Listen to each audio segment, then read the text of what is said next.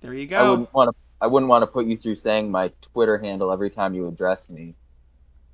I mean, I also, you have to factor in that pronouns are just too much. So, like, obviously you did not introduce yourself with your pronouns, and that makes sense because I would never remember them anyway. So I don't know if that's my transition. Do you want to transition? Yeah, just to be very clear that if you ever begin a meeting by telling me your pronouns, I would be very offended.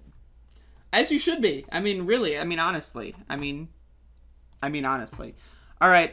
So I am like, I'm gonna like, this is the first time I'm dealing with this setup here because I have 3 monitors, but I haven't done a guest segment since I had 3 monitors. I do have 3 monitors, but the third one isn't hooked up because I'm lazy.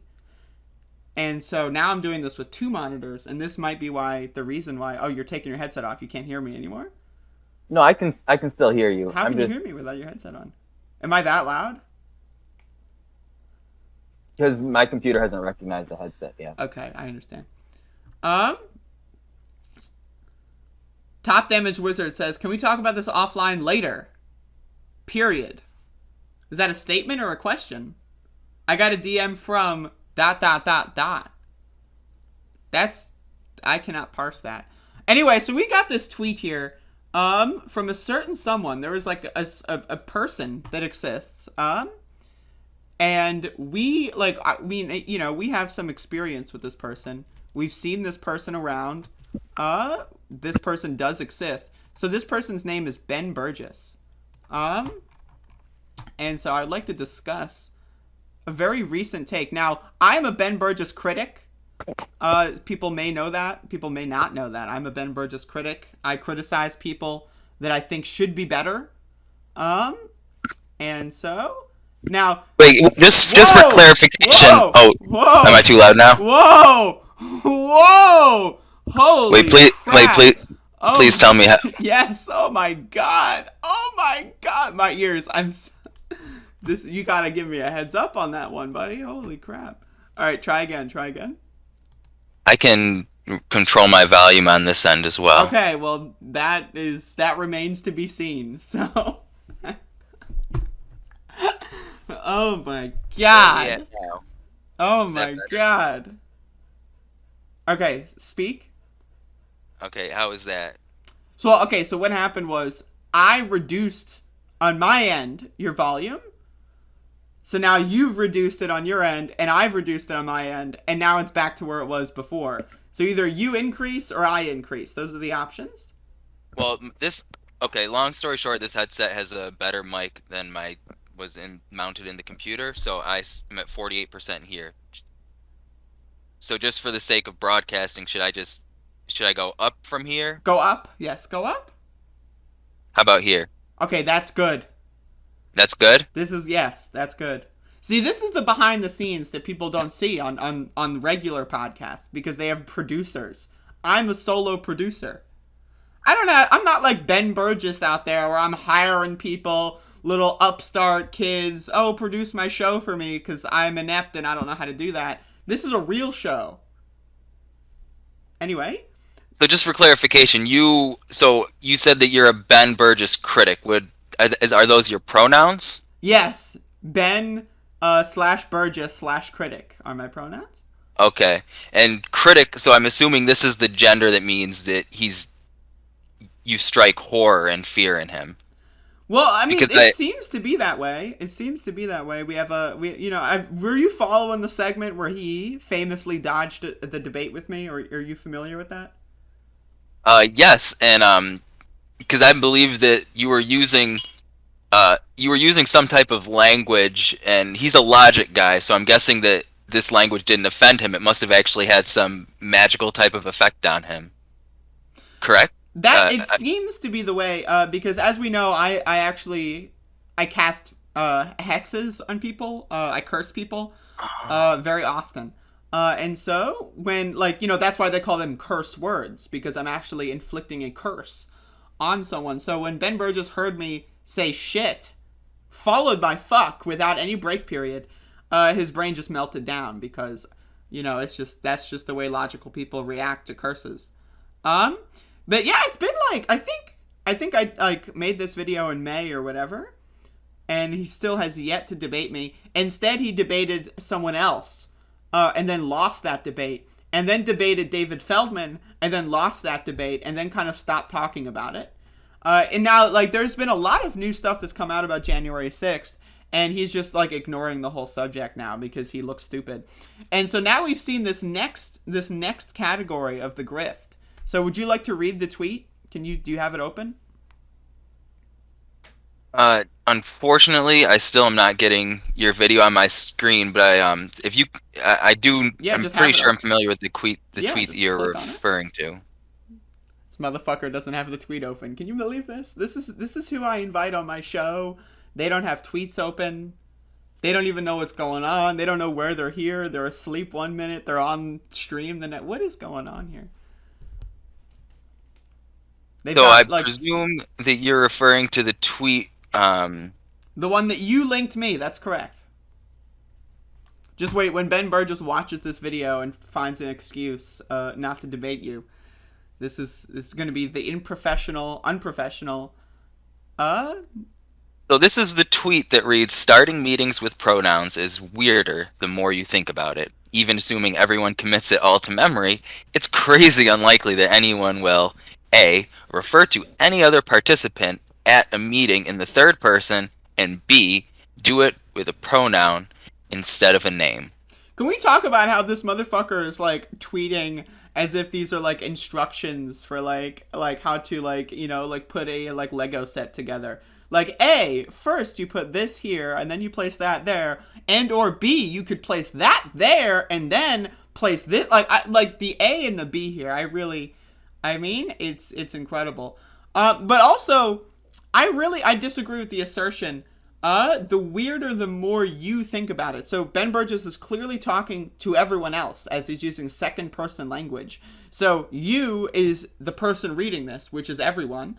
And also note the 874 likes. I have a problem with that. But anyway, like, I don't think that way.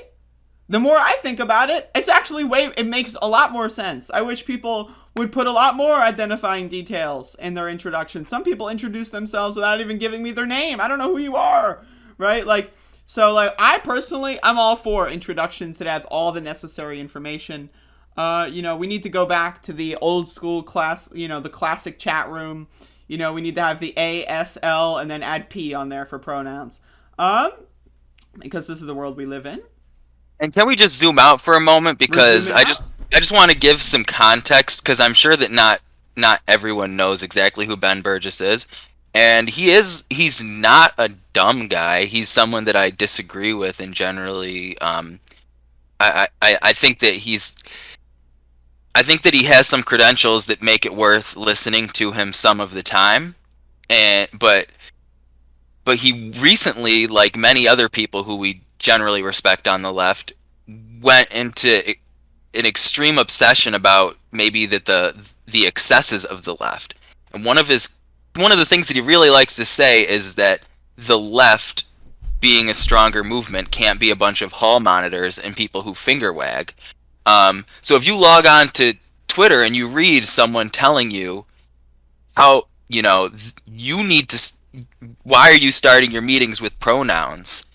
People aren't gonna, like, he's a hall monitor. He's a finger wagger. Like, am I wrong to, like, draw this conclusion that he's the exact same thing that he's constantly decrying? I mean, it seems to be the case. Also, I'm getting some information.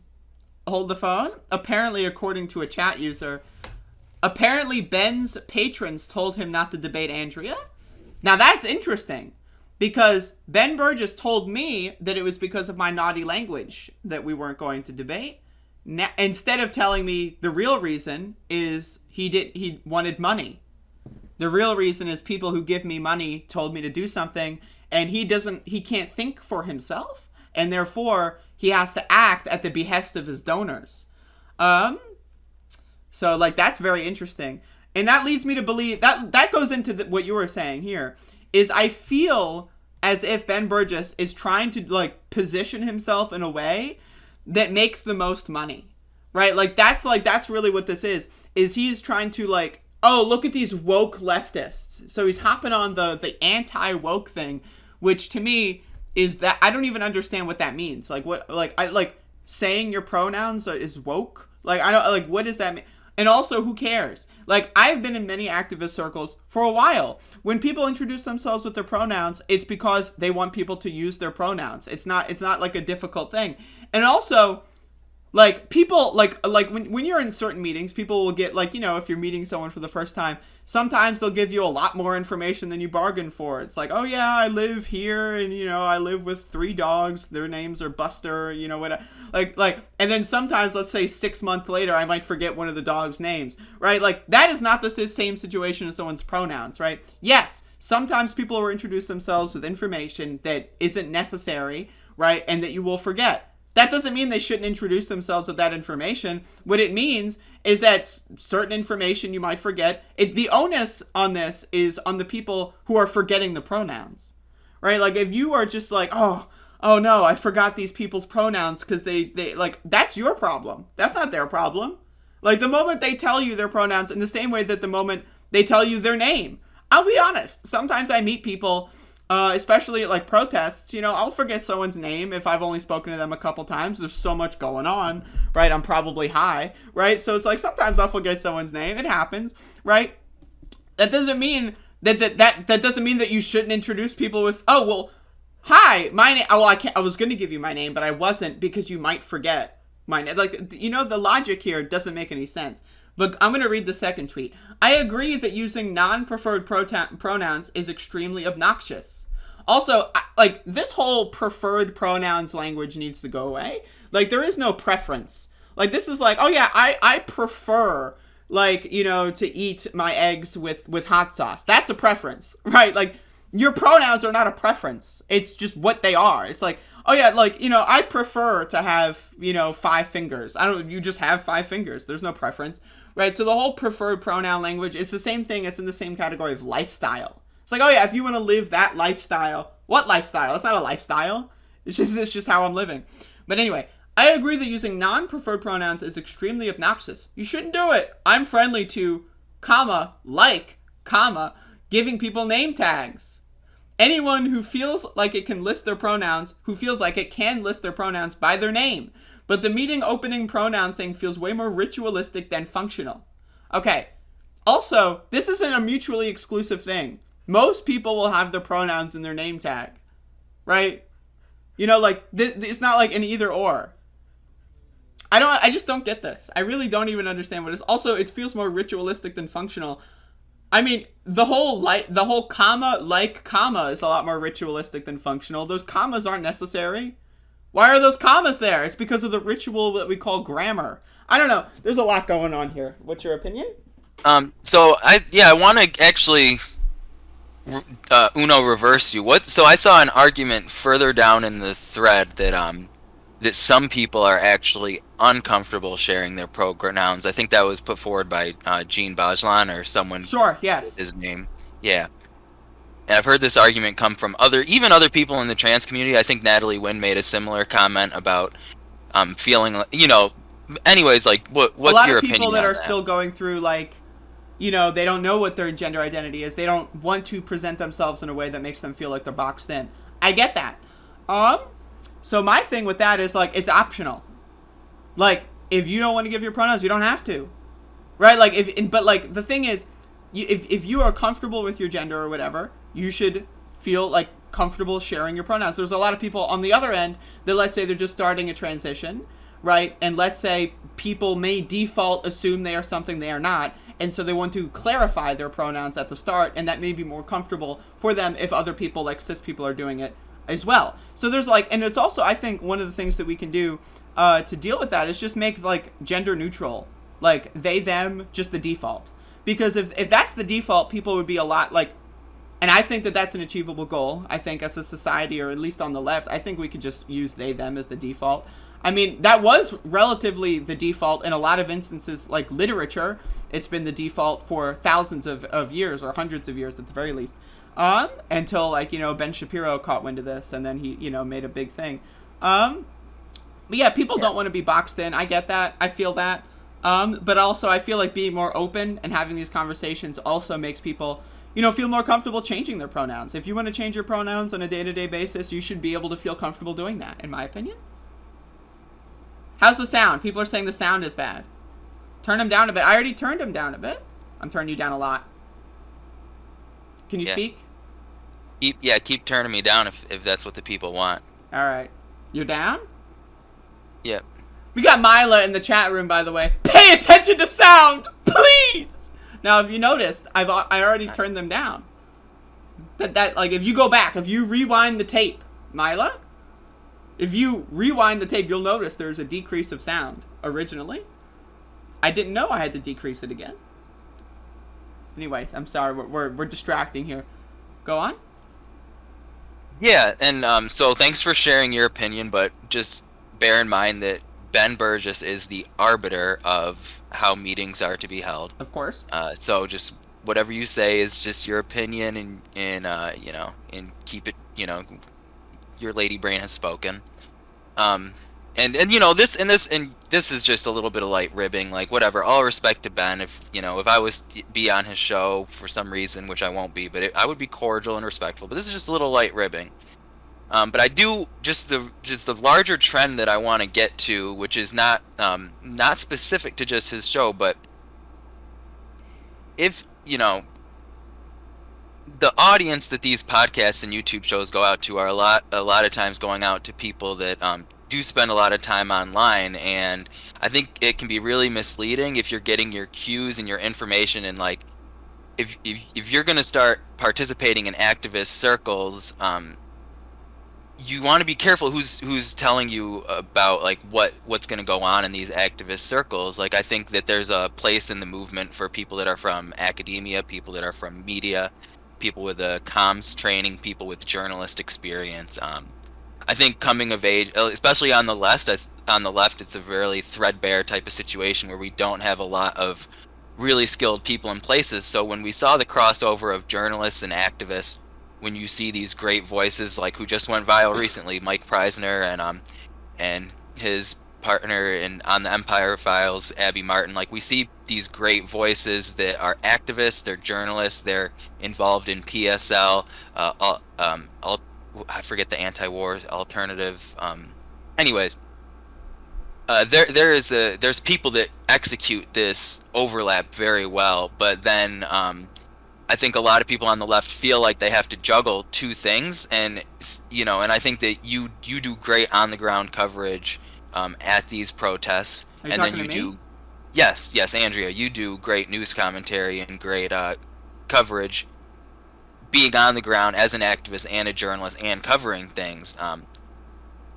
So long story short, some of these nerds and eggheads from academia, like sitting alone in their closet filming a podcast, will flip on a DSA meeting and say like they're organizing wrong. But if as a viewer, as a media consumer, we just have to observe the fact that this is a person sitting in their basement by themselves watching a video of a DSA convention with like 200 people saying that they're doing it wrong. It's like getting 200 people in a room to organize is no small accomplishment. Yeah, just Maybe the they're sheer doing fact that something you right. have these people together in of itself is a huge feat, right? And that's the problem with Ben Burgis is like, and a lot. This is a broad left critique. What the hell are with these large million-plus YouTube subscription podcasts and not like if I had 1 million subscribers? Let me tell you, if I had 1 million subscribers, I'd be trying to organize shit like crazy. If I had like anywhere like how many followers does Ben Burgis have on Twitter?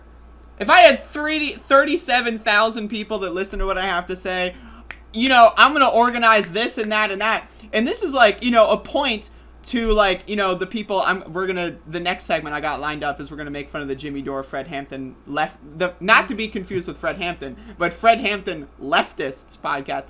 Those people at least are trying to organize, right? And so like that's the thing is like people love to make fun of their failed organizations, and I do too. I love it. It's incredible. But at least they're trying to, right? They recognize like, oh shit, we have a lot of people that listen to us. Let's at least try to do something. And a lot of their things end up just being self-serving grifters, like fundraising schemes, which is typical. But why aren't people like Ben Burgis or other like people with large audiences trying to organize more? Instead, it just seems like, and I noticed this a lot last year with the defund the police movement, was that like you see all these people sitting in their ivory towers with their several 100,000 subscribers going like, well, defund the police is a little not so good. I don't know, maybe you try to do something. That's my, I don't understand why people feel the need to criticize other people who do things when they're not doing anything themselves. That's my opinion. Like, if you think it's ritualistic, okay, well, I want to see you organize a better alternative. And if you can't present an actual solution or a better alternative, I don't know why you're opining on this. Also, it's another thing of, like, why does this need to be public? It's one thing to think something. Like, oh, man, someone made me eggs and the yolks were a little runny. It's another thing to say it out loud, right? And also, let's say, like, there's someone who made me eggs. Like, let's say that they're a chef and they make eggs at work all the time. And let's say that, maybe they've gotten a lot of complaints from customers, and I say, hey, by the way, your eggs are a little runny, and in the context is they're just flooded by egg criticism, and then they have a mental breakdown, right? We're in a context right now where society harasses the motherfucking shit out of transgender people, and for you to go out there on your platform talking about, it's the weirdos who have weird pronouns, those are the problems, it feels ritualistic to me to even acknowledge them. Like, read the room, bro. Like, what audience is this? And if you look at the comments, the audience is mostly people that agree with him, and then you look at who they're following, and it's like, you look at the Pepe avatars, and it's like, okay. And then people that are saying, this ain't it, chief. And I think that we're on the this ain't it, chief, terrain here. But also, an interesting thing happened. The show Twitter followed me. I don't know who runs the Give Them an Argument show Twitter. But they followed me after I criticized Ben Burgis yesterday. So I don't know what that is indicative of. I don't know if that was a mistake. But it's in the record now. People know that they followed me. Keep your friends close and your enemies closer. That's what's happening. It seems like it. So, I mean, I don't know what's going on. I don't know if the Patreon of Give Them an Argument approved of that follow. But Choking on Ashes in the chat, can you give me more details, like, in a DM or something? Because I don't know if you gave me more details and I just didn't read them. But if you would have given me more details, I would appreciate that. About the Patreon thing, because that's an angle that I had not heard yet. But anyway, yeah, do you have anything else to say about this? Or is the dead horse dead? Do we need to feed the dead horse ivermectin, bring him back? Beat it a little bit? Well, yeah, just to wrap up on the point that you said there about like reading the room, seeing the context. If we are in a context where transgender people are already dealing with enough harassment and bullying and not feeling welcome in their day-to-day life, or like, God forbid, their families, I mean, for just coming from a guy who wrote a book that I read and enjoyed, Logic for the Left, like, why is it a lot of times when these leftists break bad and start, coming after the left for the excesses and progressive nature of the left, it's like you've already printed a book about how we can be more logical and reach out to the right more cordially and respectfully. Why not keep that energy for people on the left as well? I don't know.